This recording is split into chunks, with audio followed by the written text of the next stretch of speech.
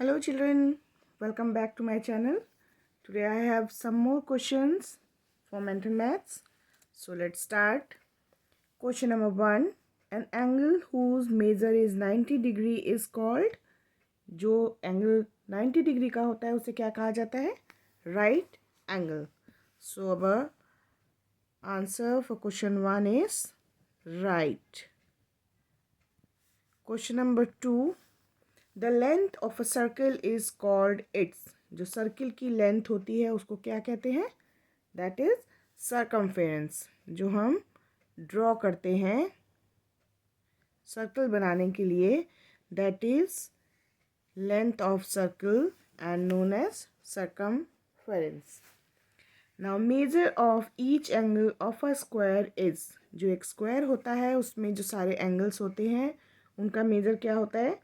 सारे से angles equal होते हैं, राइट एंगल होते हैं क्योंकि वो स्क्वायर है। ओके, तो सारे एंगल जो है वो 90 डिग्री के होते हैं। अभी हमने फर्स्ट क्वेश्चन में किया कि 90 डिग्री का एंगल क्या होता है?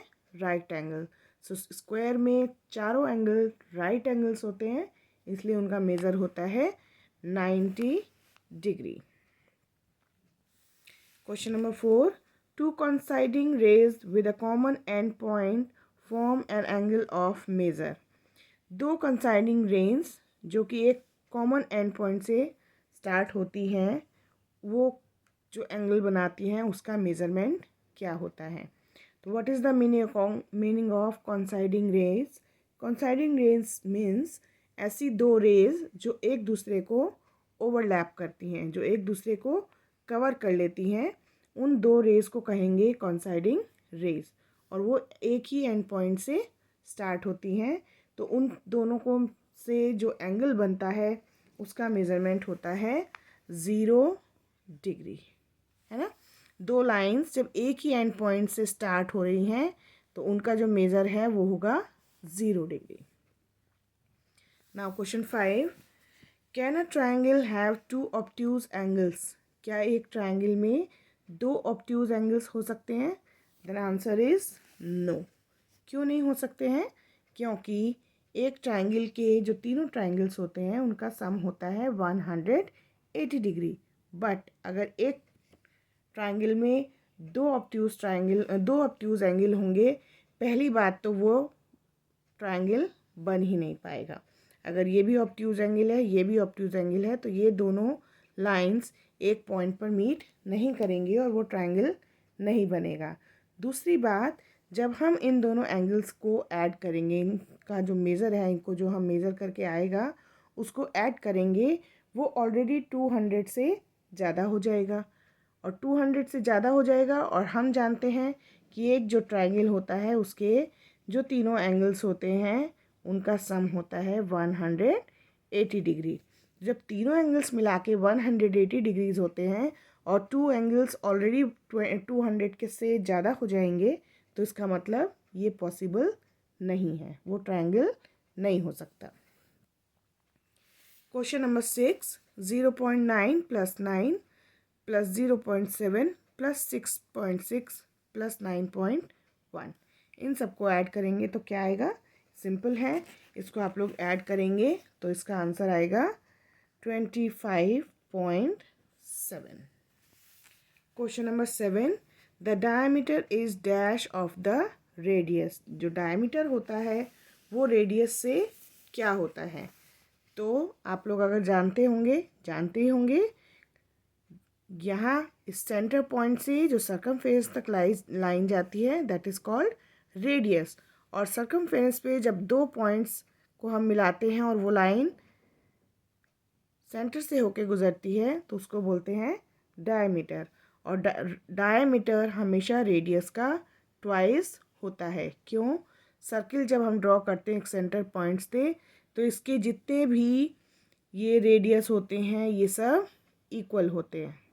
ठीक, किसी भी साइड अगर हम इन दोनों पॉइंट्स को ज्वाइन करेंगे, यानी सेंटर पॉइंट को और जो सर्कमफेरेंस के ऊपर पॉइंट है उसको ज्वाइन करेंगे किसी भी पॉइंट को, तो उसका जो मेज़रमेंट होगा वो इक्वल होगा।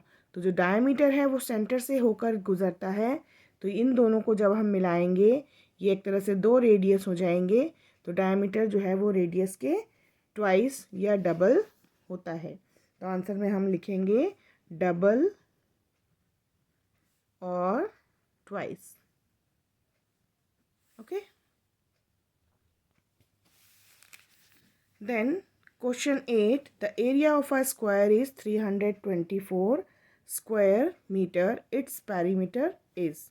एक एरिया है, उसका जो स्क्वायर है वो हमें दिया हुआ है, उसका हमें पेरीमीटर फाइंड आउट करना है।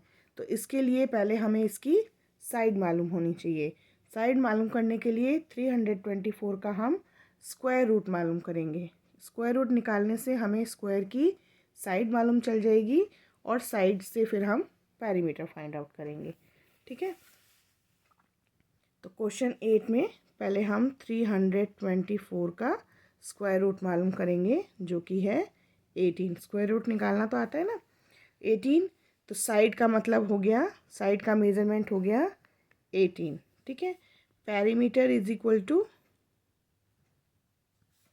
4 into side, so 4 into 18 is equal to 72 meter. Okay. Question number 9. 897.50 kg divided by 4. Simply इसको हमें डिवाइड करना है। ठीक, इसको डिवाइड करेंगे तो हमारे पास आंसर आएगा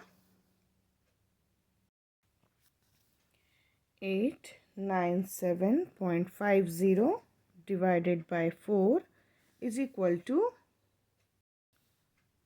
224.37। ओके, और यहाँ क्योंकि केजी था तो हम इसमें भी केजी लगाएंगे। Now question number 10, the volume of a cube is 512 cubic metre, its side is.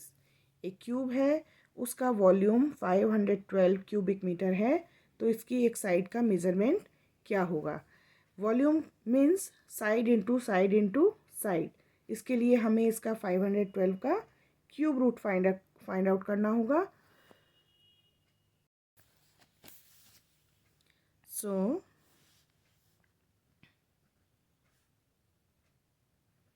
Cube root of 512 is 8। जिस तरह से स्क्वायर रूट हम फाइंड आउट करते हैं, उसी तरह से हम क्यूब रूट भी फाइंड आउट कर सकते हैं। सो क्यूब रूट इसका निकालेंगे तो वो आएगा 8,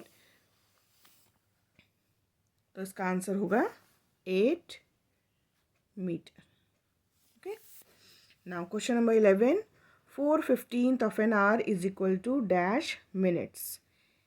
4/15 of an hour यानी 1 घंटे का 4/15 कितने मिनट्स होगा। उसके लिए पहले हम 1 आवर को मिनट्स में कन्वर्ट करेंगे। So 1 hour is equal to 60 minutes. Okay, now 4/15 of 60 minutes, so 4/15 into 60, 15 से इसको डिवाइड करेंगे 4 into 4 is equal to 16 minutes. Okay, now last question for today. Round 245.467 to the nearest 100th। 100th का मतलब है point के बाद जो second digit है वहाँ तक हम इसे राउंड ऑफ करेंगे। तो अब इसकी नेक्स्ट डिजिट जो है वो 7 है, 7 5 से ज़्यादा है, इसलिए जो 6 है वो राउंड अप हो जाएगा, और इस राउंड अप करने के बाद जो डिजिट है वो हो जाएगी